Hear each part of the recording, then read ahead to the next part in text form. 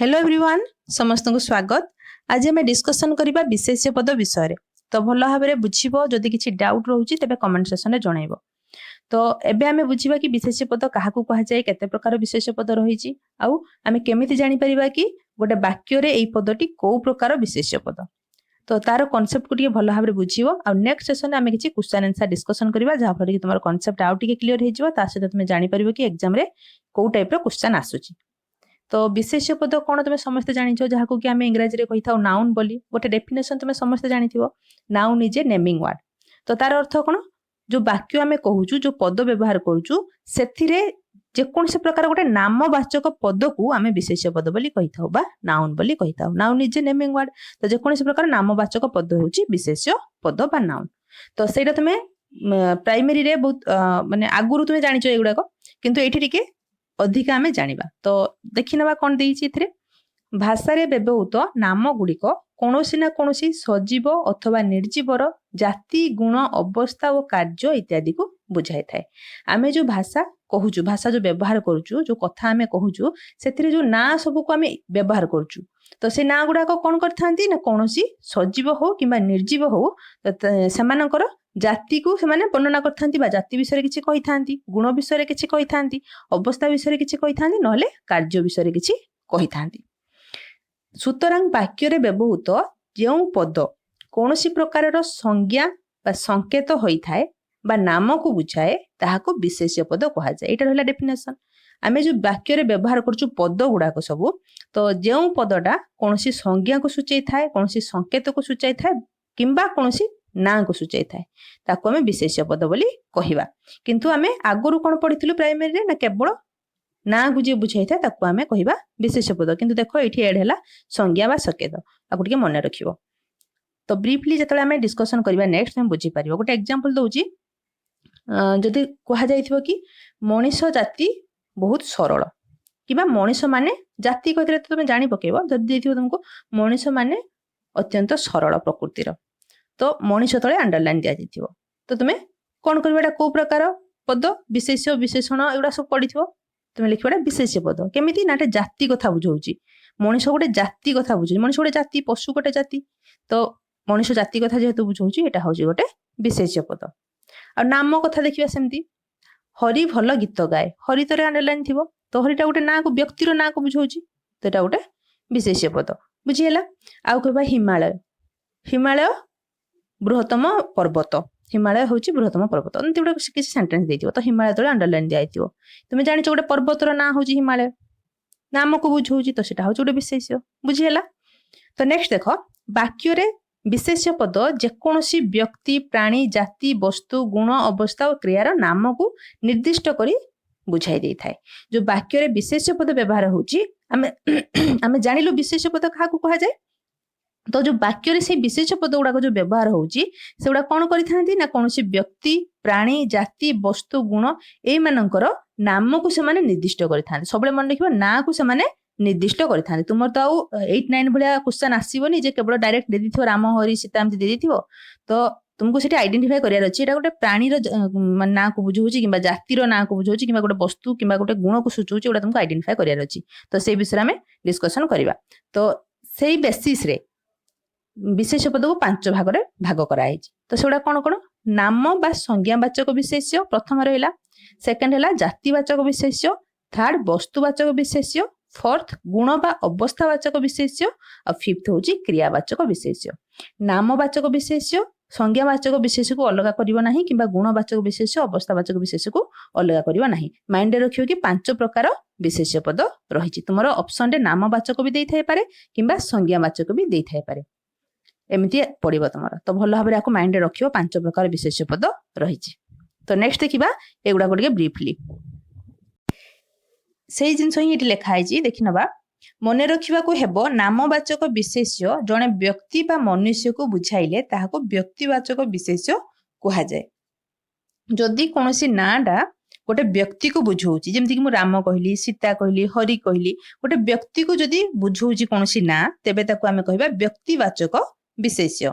সেটা গোটে নামবাচক বিশেষ্য কিন্তু নামবাচক বিশেষ্যର ବି ପୁଣି ଶ୍ରେଣୀ ବିଭାଗ ରହିଛି ସେଟା କହିଲା ନାମବାଚକ ବିଶେଷ୍ୟ ଭିତରେ ଆସୁଛି ବ୍ୟକ୍ତିବାଚକ ବିଶେଷ୍ୟ ଯଦି ସେ ନାଁଟାକ କୌଣସି ବ୍ୟକ୍ତିକୁ ବୁଝାଇଥାଏ କୌଣସି ବ୍ୟକ୍ତିର ନାଁ ହେଇଥାଏ ଯଥା ରାମ ସନାତନ ବୈଷ୍ଣବ ମନୋଜ ରାଧାନାଥ ଉପେନ୍ଦ୍ର ଏସବୁ ଏଗୁଡ଼ା ଗୋଟେ ଗୋଟେ ବ୍ୟକ୍ତିର ନାଁ ନେକ୍ସଟ ଦେଖ କୌଣସି ଗୋଟିଏ ନିର୍ଦ୍ଦିଷ୍ଟ ପ୍ରାଣୀର ନାମକୁ ବୁଝାଇଲେ ତାହାକୁ ପ୍ରାଣୀବାଚକ ବିଶେଷ୍ୟ କହିପାରିବା ଯଦି ଗୋଟେ ପ୍ରାଣୀକୁ ବୁଝଉଛି ଐରାବତ ଐରାବତ ଗୋଟେ ହାତୀର ନାଁ ତୁମେ ଜାଣିପାରୁଛ ଜଟାୟୁ ଗୋଟେ ଚଢେଇର ନାଁ ଚଢେଇ କହିଲା ମାନେ ଆମେ ସବୁ ଜିନିଷ ବୁଝିବା ପକ୍ଷୀ କହିଲା ମାନେ ସମସ୍ତଙ୍କୁ ବୁଝିବା ହାତୀ କହିଲା ମାନେ ହାତୀର ଜାତିକୁ ବୁଝିବା କିନ୍ତୁ ଐରାବତ କହିଲା ମାନେ ପାର୍ଟିକୁଲାର ଗୋଟେ ହାତୀକୁ ବୁଝିବା ତ ଏଇଟା ହଉଛି ପ୍ରାଣୀବାଚକ ବା ପ୍ରାଣୀ ସୂଚକ ବିଶେଷ୍ୟ ସେହିପରି ମହାନଦୀ ହିମାଳୟ ତାଜମହଲ କୋହିନୂର ଏକ ଏକ ନିର୍ଦ୍ଦିଷ୍ଟ ଅପ୍ରାଣୀବାଚକ ସଂଜ୍ଞାବାଚକ ବିଶେଷ୍ୟ ଅପ୍ରାଣୀବାଚକ ତୁମେ ଜାଣିପାରିବ ଯାହାର ଜୀବନ ନଥିବ ତାକୁ ଆମେ ଅପ୍ରାଣୀବାଚକ କହିପାରିବା ମହାନଦୀ ଗୋଟେ ନଦୀର ନାଁ ହିମାଳୟ ଗୋଟେ ପର୍ବତର ନାଁ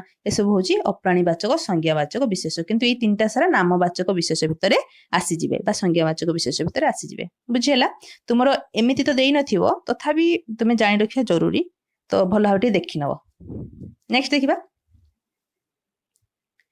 ଆମେ ଜାଣିଥାଉ ଯେ ବିଶେଷ୍ୟ ପଦ ଗୁଡିକ ନିର୍ଦ୍ଦିଷ୍ଟତା ସୂଚକ ମାନେ ବିଶେଷ୍ୟ ପଦ ଗୁଡିକ କୌଣସି ଜିନିଷକୁ ନିର୍ଦ୍ଦିଷ୍ଟ କରିଦେଇଥାନ୍ତି ସେ ଜାତିକୁ ହେଇଥାଉ ବା ବ୍ୟକ୍ତିକୁ ହେଇଥାଉ ବା ଗୁଣକୁ ହେଇଥାଉ ତ ବିଶେଷ୍ୟ ପଦ ଗୁଡିକ ନିର୍ଦ୍ଦିଷ୍ଟ କରିଦେଇଥାନ୍ତି ନିର୍ଦ୍ଦିଷ୍ଟ ଭାବରେ କୌଣସି ଜଣକୁ ଅଥବା ଗୋଟିଏକୁ ସେହି ସମଜାତୀୟ ଅନ୍ୟମାନଙ୍କ ବା ଅନ୍ୟ ଗୁଡିକ ଠାରୁ ଅଲଗା କରି ଚିହ୍ନାଇ ଦେବା ପାଇଁ ଆମେ ବ୍ୟକ୍ତି ପ୍ରାଣୀ ପଶୁ ପକ୍ଷୀ ନଦୀ ଦେଶ ସହର ଇତ୍ୟାଦି କୁ ଭିନ୍ନ ଭିନ୍ନ ନାମ ଦେଇଥାଉ ତ ସେଇ ସେମ୍ ଜିନିଷ ଲେଖା ହେଇଛି ଟିକେ ତୁମେ କନଫ୍ୟୁଜ ହେଇଯିବ ଯେହେତୁ ଏତେ ବଡ ସେଣ୍ଟେନ୍ସ ଦେଇଛି ତ ଆମେ ଯଦି କହୁଛୁ ପକ୍ଷୀ ତ ପକ୍ଷୀ ଜାତିକୁ ବୁଝୁଛି ଯଦି ଆମେ କହିଦେଉଛୁ ହାତୀ ହାତୀ ଜାତିକୁ ବୁଝୁଛି କିନ୍ତୁ ପାର୍ଟିକୁଲାର ଯଦି ଐରାବତ କହିଦେବା ଜଟାୟୁ କହିଦେବା ତେବେ ପାର୍ଟିକୁଲାର ଗୋଟେ ପ୍ରାଣୀକୁ ବୁଝଉଛି ତ ସେଇ ଜିନିଷ ହିଁ ଲେଖା ହେଇଛି ତ ନିର୍ଦ୍ଦିଷ୍ଟ କରିଥାଏ ବିଶେଷ୍ୟ ପଦ କୌଣସି ଜିନିଷକୁ ନିର୍ଦ୍ଦିଷ୍ଟତାକୁ କୌଣସି ଜିନିଷ ଉପରେ ନିର୍ଦ୍ଦିଷ୍ଟତା ସୂଚେଇଥାଏ ତ ଏଇ ଜିନିଷ ହିଁ କୁହାଯାଇଛି ତ ଏକ୍ସାମ୍ପଲ ଗୁଡାକ ଦେଖିନେବା ସୁରେଶ ପରି ପରେଶ ବି ଭଲ ଖେଳେ ଓ ପଢେ ସୁରେଶ ପରେଶ ଦି ଜଣ ବ୍ୟକ୍ତିଙ୍କ କଥା ଏଠି କୁହାଯାଇଛି ନିର୍ଦ୍ଦିଷ୍ଟ କରିଦିଆଯାଇଛି ଯଦି ଅଣ୍ଡରଲାଇନ ଦେଇଥିବ ସୁରେଶ ତଳେ ପରେଶ ତଳେ ତୁମେ ଲେଖିବ କଣ ବ୍ୟକ୍ତିବାଚକ ବିଶେଷ୍ୟ ତ ଏଇଟା ଗୋଟେ ମୁଁ କହିଦେଲି ନେକ୍ସଟ ଗୁଡାକ ତୁମେ କରିନବ ନେକ୍ସଟ ଦେଖିବା ବାକ୍ୟରେ ଯେଉଁ ବିଶେଷ୍ୟ ପଦ କୌଣସି ନିର୍ଦ୍ଦିଷ୍ଟ ଜାତିର ନାମକୁ ବୁଝାଇଥାଏ ସେହି ପଦକୁ ଜାତିବାଚକ ବିଶେଷ୍ୟ କୁହାଯାଏ ବାକ୍ୟରେ ଯୋଉ ବିଶେଷ୍ୟ ପଦ ବ୍ୟବହାର ହଉଛି ସେ ବିଶେଷ୍ୟ ପଦଟା ଯଦି କୌଣସି ଜାତିକୁ ବୁଝାଇଥାଏ ଏଠି ନାମ କଥା ଆସିଲା ନାହିଁ ଟୋଟାଲ କଥା ଆସିଲା ଜାତିକୁ ଯଦି ବୁଝାଇଥାଏ ତେବେ ତାକୁ ଆମେ କହିବା ଜାତିବାଚକ ବିଶେଷ୍ୟ ତା ପୂର୍ବରୁ ଯୋଉ ମୁଁ ଏକ୍ସାମ୍ପଲ ଦଉଥିଲି ଯଦି ମୁଁ ରାମ କହିବି ସେଟା ହବ ବ୍ୟକ୍ତିବାଚକ ବିଶେଷ୍ୟ ଯଦି ମଣିଷ କହିବି ତେବେ ମଣିଷ ଜାତିକୁ ବୁଝଉଛି ତ ଏଇଟା ହବ ଜାତିବାଚକ ବିଶେଷ୍ୟ ସେଇଠି କନଫ୍ୟୁଜ ହବ ନାହିଁ ଆଉ ଏଇଥିରୁ ହିଁ କ୍ୱେଶ୍ଚନ ଆସେ ତ ଭଲ ଭାବରେ ଏଇଟା ବୁଝିବ ଜାତି କହିଲେ ସମୁଦାୟ ସମଶ୍ରେଣୀ ବା ବର୍ଗକୁ ବୁଝାଇଥାଏ ସମୁଦାୟ ସମଶ୍ରେଣୀକୁ ବୁଝାଇଥାଏ ଜାତି ଏକ ନିର୍ଦ୍ଦିଷ୍ଟ ବର୍ଗର ସମୁଦାୟ ବା ସମୂହକୁ ବୁଝାଇଥାଏ ଯଥା ନଦୀ କହିଲେ ମହାନଦୀ ଗଙ୍ଗା ଗୋଦାବରୀ ଓ କୃଷ୍ଣା ପରି ସବୁ ପ୍ରକାର ନଦୀ ଜଳଧାରା ଏହି ନାମରେ ପରିଚିତ ହୁଅନ୍ତି ତ ନଦୀ କହିଲେ ବିଭିନ୍ନ ପ୍ରକାର ନଦୀ ଆସିଯିବ କିନ୍ତୁ ଗଙ୍ଗା ନଦୀ ଯଦି ଆମେ ପାର୍ଟିକୁଲାର ଗୋଟେ କହିବା ଆ ପୂର୍ବରୁ ଯୋଉ ଆମେ ପଢିଲୁ ସେଟା ହଉଛି ନାମବାଚକ ବୁଝିହେଲା ନହେଲେ ଅପ୍ରାଣୀବାଚକ ଯଦି ଦେଇଥିବ ତୁମେ କରିପାରିବ ତ ଯଦି ଜାତି କହୁଛି ତେବେ ଦେଖିବ ତୁମେ ସବୁବେଳେ ମାର୍କ କରିବ ଯଦି ଜାତିବାଚକ କି ବ୍ୟକ୍ତିବାଚକ ତୁମର ପଢିଛି ତେବେ ପାର୍ଟିକୁଲାର ଜିନିଷଟାକୁ ବୁଝଉଛି କି ନାହିଁ ଯଦି ପାର୍ଟିକୁଲାର ଗୋଟେ ବ୍ୟକ୍ତିକୁ ଗୋଟେ ପ୍ରାଣୀକୁ ବୁଝଉଛି ତେବେ ସେଇଟା ହବ ନାମବାଚକ ବା ବ୍ୟକ୍ତିବାଚକ ବା ପ୍ରାଣୀବାଚକ ଯାହା ଆମେ ପୂର୍ବରୁ ପଢିଲୁ କିନ୍ତୁ ଯଦି ଟୋଟାଲି ସମୁଦାୟ ଗୋଟେ ଜାତିକୁ ବୁଝଉଛି ତେବେ ସେଟା ହବ ଜାତିବାଚକ ସେ ଜାତିବାଚକରେ ଆମେ ଗୋଟେ ଜିନିଷକୁ ଆଇଡେଣ୍ଟିଫାଇ କରିପାରିବା ନାହିଁ ସମୁଦାୟ ଜିନିଷକୁ ଆଇଡେଣ୍ଟିଫାଇ କରିବା ଏଇଟା ହଉଛି ତାର ଡିଫରେନ୍ସ ତ ଦେଖ ଯଦି ଆମେ କହିବା ବହି ହେଲେ ସେଠି ରାମାୟଣ ଯିବ ମହାଭାରତ ଯିବ ଗପ ବହି ଯିବ ପାଠ ପଢା ବହି ଯିବ ସବୁ ପ୍ରକାର ବହି ଯିବ ଯଦି ଆମେ କହିବା ସାହିତ୍ୟ ବହି ତ ପାର୍ଟିକୁଲାର ହେଇଯାଉଛି ଯଦି କହିବା ପର୍ବତ ମାନେ ସବୁ ପ୍ରକାର ଏଭରେଷ୍ଟ ଯିବ ହିମାଳୟ ଯିବ ସବୁ ପ୍ରକାର ଯିବ ଯଦି ଆମେ ହିମାଳୟ କହୁଛୁ ତ ପାର୍ଟିକୁଲାର ଆମେ କରିଦେଲୁ ନିର୍ଦ୍ଦିଷ୍ଟ କରିଦେଲୁ ତ ଡିଫରେନ୍ସଟା ଏଇଥିରୁ ତୁମେ ଜାଣିବ ତ ଦେଖ ଏକ୍ସାମ୍ପଲ କିଛି ଦେଖିନେବା ଉତ୍ତମ ଶିକ୍ଷକ ହିଁ ଛାତ୍ରଛାତ୍ରୀ ମାନଙ୍କ ଚରିତ୍ର ଗଠନ କରନ୍ତି ତ ଏଠି ବିଶେଷ୍ୟ ପଦ କୋଉଟା ଶିକ୍ଷକ ଯୋଉଟା ବ୍ଲାକ୍ କଲର ଲେଖା ହେଇଛି ଦେଖ ଶିକ୍ଷକ ହଉଛନ୍ତି ବିଶେଷ୍ୟ ପଦ ତ ଏଇଟା କୋଉ ପ୍ରକାର ବିଶେଷ୍ୟ ପାର୍ଟିକୁଲାର ଜଣଙ୍କ ନାଁ କୁହାଯାଇଛି କି କୋଉ ବ୍ୟକ୍ତି ଜଣକ କୋଉ ଜଣେ ଶିକ୍ଷକଙ୍କ ନାଁ କୁହାଯାଇଛି କି କୁହାଯାଇ ନାହିଁ ତ ଏଟା ବ୍ୟକ୍ତିବାଚକ ହବ ନାହିଁ ଏଟା କୋଉ ବାଚକ ହବ ଜାତିବାଚକ ବିଶେଷ୍ୟ ତ ଆଉ ଯୋଉ ଦୁଇଟା ରହିଲା ତୁମେ ଆଇଡେଣ୍ଟିଫାଇ କରିକି ନିଜେ କମେଣ୍ଟ ସେକ୍ସନରେ ଜଣାଇବ निजे कले तुम टिके आइडिया हम तो बुझे दूची तुम निजे कर। तो नेक्स्ट देखा एथिरु स्पष्ट जणागला जे जातिवाचक विशेष्य समूह श्रेणी वर्ग गोष्ठी बा जातिर नाम को बुझाई थाए। एटा बारंबार रिपीट कराई। जातिवाचक कहले आम कौन कहवा ना श्रेणी को बुझेब गोटे गोटे समूह समुदाय जिनस को बुझेब गोटे गोष्ठी को बुझेब मात्र जन को बुझेब ना। किंतु नामवाचक बा संज्ञावाचक विशेष्य ସେହି समजातिर एक निर्दिष्ट अंश बा गोटिकर नाम को केवल बुझाई था। मुझे कही सारे अलरेडी।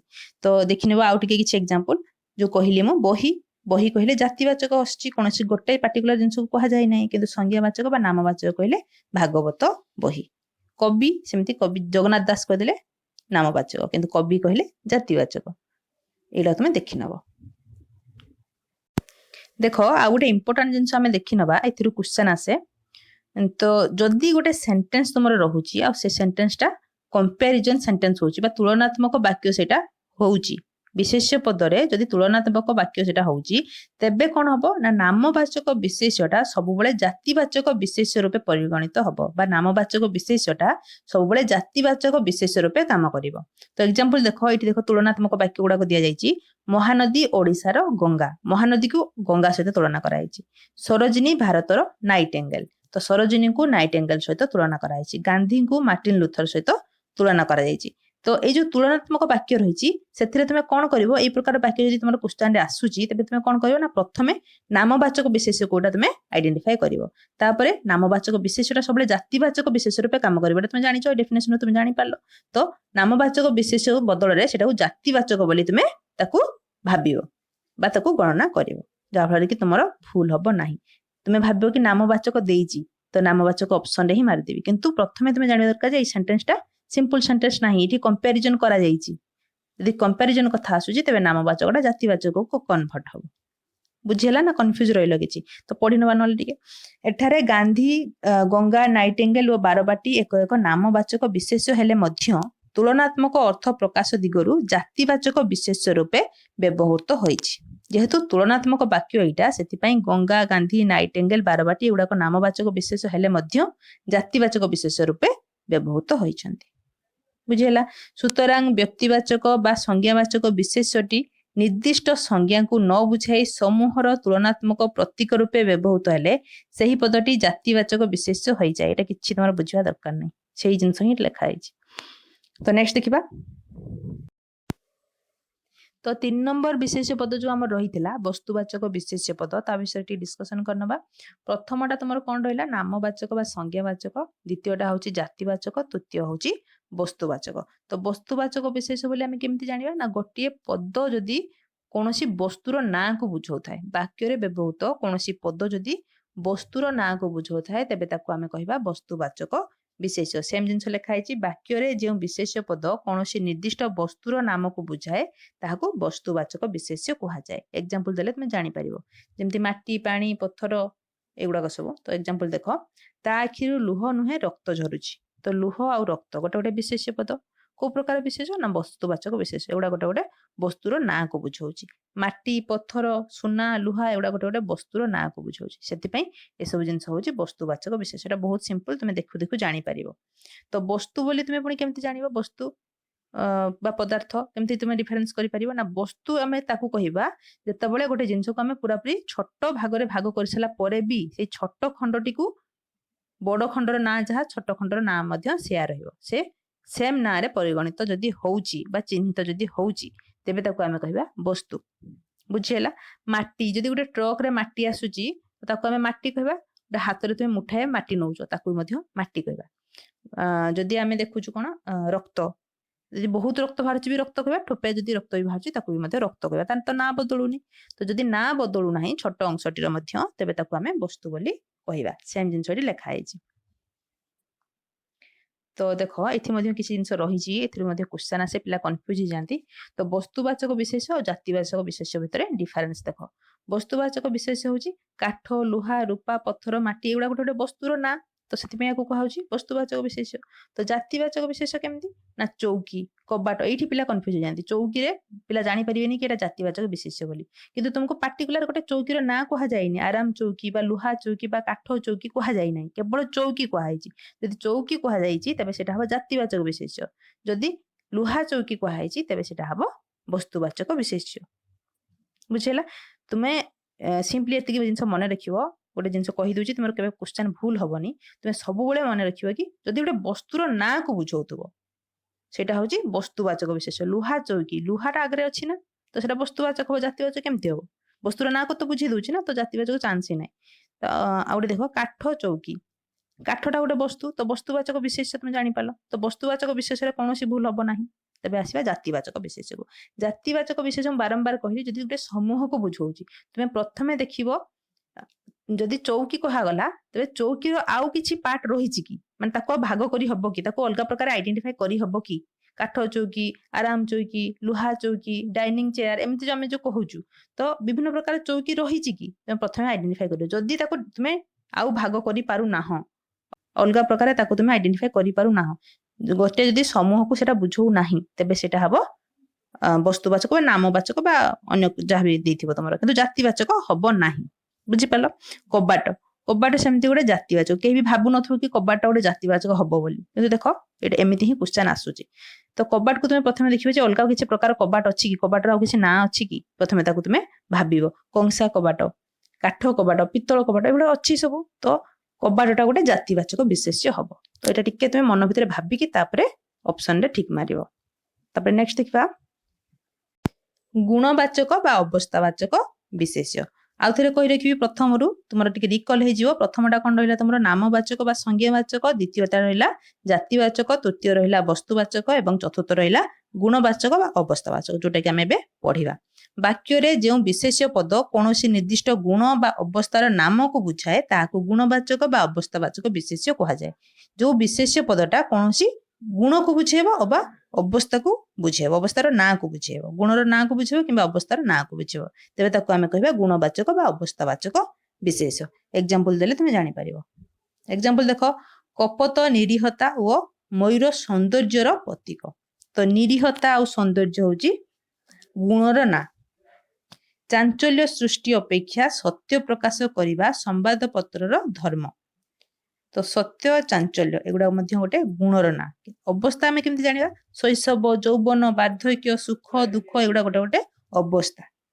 ଏଠି ଗୁଣ ଆଉ ମାରିବ ନାହିଁ, ଏଠି ଅବସ୍ଥା କଥା ଆସିଯିବ। ଶୈଶବଟା ଗୋଟେ ଅବସ୍ଥା, ଯୌବନ ଗୋଟେ ଅବସ୍ଥା, ବାର୍ଦ୍ଧକ୍ୟ ଗୋଟେ ଅବସ୍ଥା, ଦରିଦ୍ର ଗୋଟେ ଅବସ୍ଥା। ତ ଏଗୁଡା ଗୋଟେ ଗୋଟେ ଅବସ୍ଥାର ନାଁ। ଏଇଟା ହଉଛି ଅବସ୍ଥାବାଚକ ବିଶେଷ୍ୟ। ତୁମର ଏମିତି ଆସିଥିବ, ଯଦି ଶୈଶବ ଯୌବନ କଥା ଦେଇଥିବ ତେବେ ସେଠି ନିରୀହତା ବା ସୌନ୍ଦର୍ଯ୍ୟ କଥା ଦେଇନଥିବ, ପାର୍ଟିକୁଲାର ଗୋଟେ ଜିନିଷ ତୁମର ପକେଇଥିବ। ତ ଯଦି କୌଣସି ଗୁଣର ନାଁକୁ ବୁଝଉଛି ଗୋଟେ ପଦ ବା କୌଣସି ଅବସ୍ଥାର ନାଁକୁ ବୁଝଉଛି, ତେବେ ସେଇ ପଦକୁ ଆମେ କହିପାରିବା ଗୁଣବାଚକ ବା ଅବସ୍ଥାବାଚକ ବିଶେଷ୍ୟ। ପ୍ରଥମେ ତୁମେ ଦେଖିବ ନାଁକୁ ବୁଝଉଛି କି ନାହିଁ। ନାଁକୁ ଯଦି ବୁଝଉଛି ତେବେ ସେଟା ବିଶେଷ୍ୟ ପଦ ଭିତରେ ଆସୁଛି। ତେବେ କୋଉ ପ୍ରକାର ବିଶେଷ୍ୟ ପଦ ହବ? ସେଟା ବସ୍ତୁକୁ ବୁଝଉଛି କିମ୍ବା ଜାତିକୁ ବୁଝଉଛି କିମ୍ବା ବ୍ୟକ୍ତିକୁ ବୁଝଉଛି କିମ୍ବା ଗୁଣକୁ ବୁଝଉଛି, ତାପରେ ତୁମେ ଆଇଡେଣ୍ଟିଫାଏ କରିବ। ବୁଝିପାରିଲ? ନେକ୍ସଟ ଆମେ ଦେଖିବା ଜିନିଷ ହିଁ ଏଠି ଲେଖା ହେଇଛି, ଦେଖିନେବା। ଦେଖ, ଏଠାରେ କ ଖ ଗ ବାକ୍ୟରେ ନିରୀହତା, ସୌନ୍ଦର୍ଯ୍ୟ, ଚାଞ୍ଚଲ୍ୟ, ସତ୍ୟ, ଶାନ୍ତି, ମୈତ୍ରୀ ଏସବୁ ଜିନିଷ ଗୁଡାକ ହଉଛି ଗୋଟେ ନିର୍ଦ୍ଦିଷ୍ଟ ଗୁଣର ନାମକୁ ବୁଝାଉଛି। ସେଥିପାଇଁ ଏଗୁଡାକୁ କୁହାଯାଏ ଗୁଣବାଚକ ବିଶେଷ୍ୟ। ଆଉ ଘ ଆଉ ଉଁ ବାକ୍ୟରେ ଯୋଉ ଶୈଶବ, ଯୌବନ, ବାର୍ଦ୍ଧକ୍ୟ ଏଗୁଡା ସବୁ ରହିଛି, ଏଗୁଡା ନିର୍ଦ୍ଦିଷ୍ଟ ଅବସ୍ଥାର ନାମକୁ ସୂଚଉଛି। ତ ଗୁଣର ନାମକୁ ସୂଚେଇଲେ ଗୁଣବାଚକ ବିଶେଷ୍ୟ, ଅବସ୍ଥାର ନାମକୁ ସୂଚେଇଲେ ଅବସ୍ଥାବାଚକ ବିଶେଷ୍ୟ। ବୁଝିଲା? ତ ନେକ୍ସଟ ଦେଖିବା, ଆଉ ରହିଲା ତମର କ୍ରିୟାବାଚକ ବିଶେଷ୍ୟ। ତ ବାକ୍ୟରେ ବ୍ୟବହୃତ ଯେଉଁ ପଦ ଗୁଡିକ କୌଣସି ନିର୍ଦ୍ଦିଷ୍ଟ କ୍ରିୟା ବା କାର୍ଯ୍ୟର ନାମକୁ ବୁଝାଏ। କ୍ରିୟାକୁ ବୁଝାଏ ହବ ନାହିଁ, କ୍ରିୟା ବା କାର୍ଯ୍ୟର ନାମକୁ ବୁଝାଏ। ସବୁବେଳେ ମନେ ରଖିବ, ବିଶେଷ୍ୟର ଅର୍ଥ ହେଉଛି କୌଣସି ଗୋଟେ ନାମକୁ ବୁଝେଇବ, ତାପରେ ଯାଇକି ଆମେ ତାକୁ ଡିଭାଇଡ କରୁଛୁ ବା ତାକୁ କ୍ୟାଟେଗୋରୀ କରିଛୁ କୋଉଟା କୋଉ ପ୍ରକାର ବିଶେଷ୍ୟ, କିନ୍ତୁ ନାମକୁ ହିଁ ବୁଝଉଥିବ। ତ କ୍ରିୟାର ନାମକୁ ଯଦି ବୁଝଉଛି ତେବେ କ୍ରିୟାବାଚକ ବିଶେଷ୍ୟ। ତ ଏକ୍ସାମ୍ପଲ ଦେଲେ ତମେ ବୁଝିପାରିବ। ଦେଖ, ଦୁଇ ପ୍ରକାର ଆମର କ୍ରିୟା ରହିଛି। ଏଇଟା ତୁମର ଏତେ ଭିଭିଲି ମାନେ ଏତେ ଭିତରୁ କ୍ୱେଶ୍ଚନ ଆସିବନି, ତଥାପି ତୁମେ ଜାଣି ରଖିଥାଅ। ଦୁଇ ପ୍ରକାର ଆମର କ୍ରିୟା ରହିଛି, तो गोटे हूँ साध्य क्रिया आ गोटे हूँ सिद्ध क्रिया। साध्य क्रिया आम क्या कहूँ ना वाक्य जो क्रियापदटा द्वारा आम पुरुष वचन काल इत्यादि जानीपारू ताकू आम कही था साध्य क्रिया। आउ जो क्रियापद द्वारा एसबू जिन जना पड़े ना केवल गोटे क्रियार ना को बुझाए माने क्रियाटा होउची बोली जना पड़े गोटे कार्य होउची बोली जना पड़े तो सेटा होउची सिद्ध क्रिया। देखि नबा एग्जांपल जानि परिबो। तो सिद्ध क्रिया रे कोडा आसी पढुची पढिबो पढिला एगुडा को सिद्ध क्रिया भितर आसी कहिना पढुची रे हम जानि परछु वर्तमान कामटी होउची वर्तमान पिलाटी पढुची पढिबो माने फ्यूचर रे पढिबो तो एठी काल कथा हम जानि परछु तो सेगुडा को हम कहिबा सिद्ध क्रिया। आउ साध्य क्रिया कोडा कहबा ना पठन भजन गमन एथिरे किछि काल वचन पुरुष जना पडु नाही केवल जना पडुची एटा गोटे कार्यर ना बोली। तो बुझी हला देखो पढ़ी नबा टिके। साध्य क्रिया को आम खांटी बा शुद्ध क्रियापद भाव में व्यवहार करू जेहेतु साध्य क्रिया द्वारा आम काल वचन पुरुष जानीपारू से शुद्ध क्रियापद भाव में आम व्यवहार कर सिद्ध क्रियापद को आम काल पुरुष वचन सब क्षेत्र में समान अर्थसूचक एक विशेष्य पद भाव व्यवहार कर तो विशेष्य पद भाव कौटा व्यवहार कराए ना साध्य क्रिया जहाद्वारा कि आम काल वचन पुरुष जानीपारुचु। सुतरां सिद्ध क्रियापद गुड़िक साधारणतः क्रियावाचक विशेष्य पद भाव में वाक्य व्यवहृत होता है। ठीक है डिफरेन्स तुम बुझ। तो साध्य क्रिया को आम कौन कर विशेष्य पद भाव में व्यवहार किंतु सिद्ध क्रियापद गुड़िक कौ भाव में व्यवहृत होता है ना क्रियावाचक विशेष्य मन रख क्रिया विशेष्य अलग क्रियावाचक विशेष्य अलग। क्रियावाचक विशेष्य कौन होता है ना जो पठन गमन केवल गोटे कार्यर ना को सूझे थाए आउ क्रिया विशेष्य कटा कहुए ना जेटा गोटे शुद्ध क्रिया जेटा कि आम जहाद्वारा काल वचन पुरुष जानीपर। देख किसी एग्जांपल अच्छी तुम जापर प्रथम वाक्य देख से मैंने खेलुंट छात्रीटी गायब पंडा पुराण पढ़ुंट तो ये खेलुंट गायब पढ़ुंट ये सब द्वारा आम काल कथा जानीपु कौ काल वाक्यटी रही। द्वितीय वाक्य जो रही खेल गान पढ़ा एगुड़ाक द्वारा आम कौन काल वचन पुरुष विषय जानीपारू ना। तो प्रथम वाक्य जो शब्द गुड़ाक व्यवहार होती जो क्रिया गुड़ाक व्यवहार होती साध्य क्रिया और द्वितीय वाक्य जो क्रियापद व्यवहार होती सिद्ध क्रिया बुझेला। तो जो खेल गान पढ़ा एगुड़ाक सब खेल गा पढ़ यही सब धातु आसी मूल धातु आसी तो से कथा लिखाई प्रथम प्रकार वाक्य खेलुंट गायब पढ़ुंट एगुड़ा गोटे गोटे क्रियापद मात्र द्वितीय प्रकार वाक्य जो क्रियापद रही से गुड़ाकर मूल धातु हूँ खेल गा पढ़ इत्यादि एसबू धातु गठित खेल गान पढ़ा एक एक साध्य क्रियापद न होई धातु द्वारा सिद्ध कार्य क्रियार नाम को बुझाऊ तेणु क्रियावाचक विशेष पद रूपे एगुड़िकर व्यवहृत होती। तो सिद्ध क्रिया साध्य क्रिया भल भाव बुझीपार आ क्रियावाचक विशेष्य कौटा आ क्रिया विशेष्य केवल जानीपार। क्रियावाचक विशेष्य हूँ जो गुड़ाक काल वचन पुरुष आम जानीपर ना सिंपली कहवाक गले सिद्ध क्रिया गुड़ाक क्रियावाचक विशेष्य बुझीला। तो सुतरां साधारणतः क्रियापद भली क्रियावाचक विशेष्य पदर वचन काल पुरुष अनुसार अलग अलग रूप न थाए। तो जेहेतु से वचन काल पुरुष किसी दर्शाऊ न थाए केवल गोटे क्रियार कार्य को बुझाई था क्रियार नाम को बुझाऊ थाए तो से तार वचन काल पुरुष अनुसार अलग अलग रूप हो न थाए। मु भजन करी मु भजन कले करे एटा हम तुमे माने भजन कर तो एगुड़ाक भजन देख कौटी भी चेंजेस आसी ना भजन रे सेम जिनस अच्छी करी करे एगुड़े चेंजेस आसुची किंतु भजन रे चेंजेस आसु ना। तो यहाँ गोटे हूँ सिद्ध क्रिया मन रखा क्रियार मूल धातु इबा इला ओ आ एई अणा इत्यादि सब थिले क्रियावाचक विशेष पद गठन करा जाई थाए। तो ये सब जिनस गुड़ाक थिले आम क्रियावाचक विशेष पद गठन करि परिबा बा ये सब जिनस को देखिकी आम जानि परिबा एटा गोटे क्रियावाचक विशेष्य। पढ़ युक्त इबा पढ़िबा देख युक्त इला देखिला खेल युक्त ओ खेल एगुड़ाक सब टे देखी नब। जदि किसी डाउट रोचे मत आउ थे पचार तथापि मुझे बहुत समय नेली बुझे जदि किसी डाउट रोचे तेज कमेंट सेक्शन में जनइब। तो मन रखा जे वाक्य क्रियार साधन अवस्थाटी को क्रियापद रूप में और निर्दिष्ट सिद्ध क्रियार नाम को क्रियावाचक विशेष पद रूपे व्यवहार कराए। तो सिद्ध क्रिया जो रही है आम क्रियावाचक विशेष पद रूपे व्यवहार करा बारंबार कही सारे। तो भावुँ क्लीयर हो किसी डाउट रोचे तेज मत जनइब।